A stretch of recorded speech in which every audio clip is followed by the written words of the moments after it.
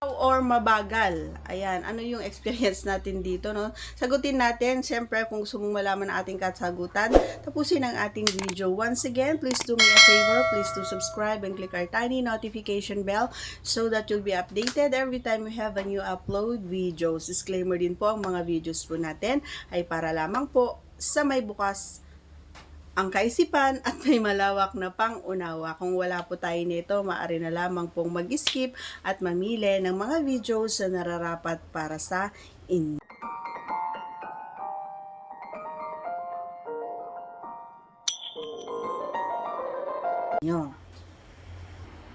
So, ayun.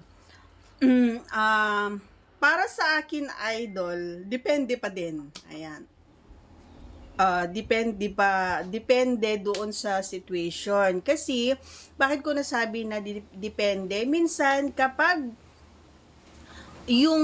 parehas kayo na nagkaano yung excitement niyo parehas, na excited kayo parehas kasi matagal kayong hindi nagkita, matagal kayong hindi nagsama, matagal kayong hindi nagjuenjang, ganyan. So, yun yung masasabi natin na mabilis siya, pero masaya siya.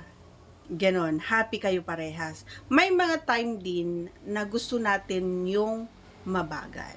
Yung sakto lang. Hindi kailangang magmadali.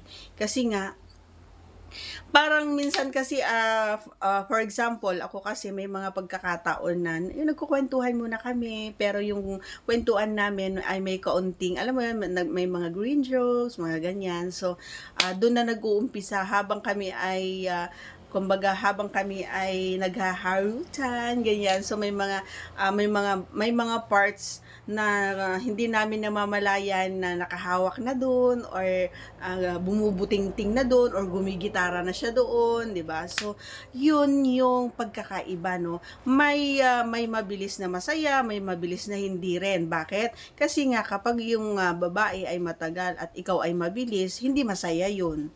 Unhappy or sad ang girl nun, 'di ba? Pero ikaw happy ka.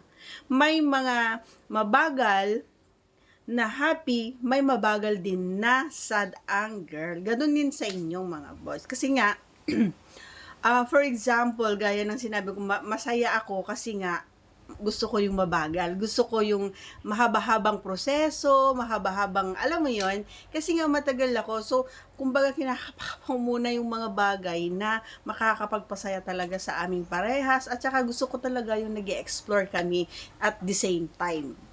Alam mo yon.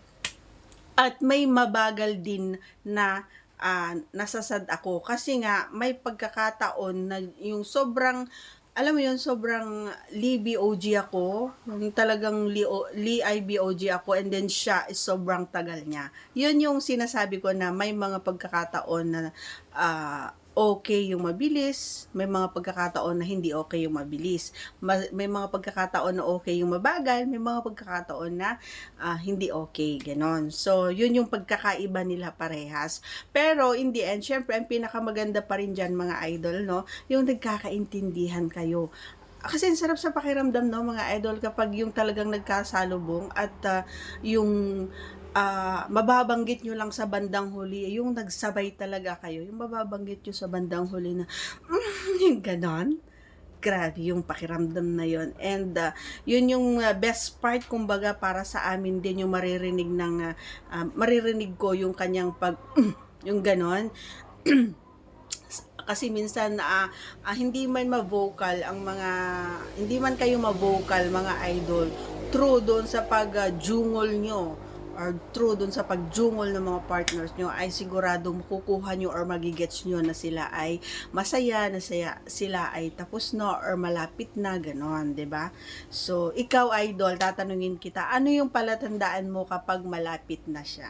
Sige nga, sagutin nyo nga. Pinakamagandang sagot, yan, makikipag-date sa akin. Okay?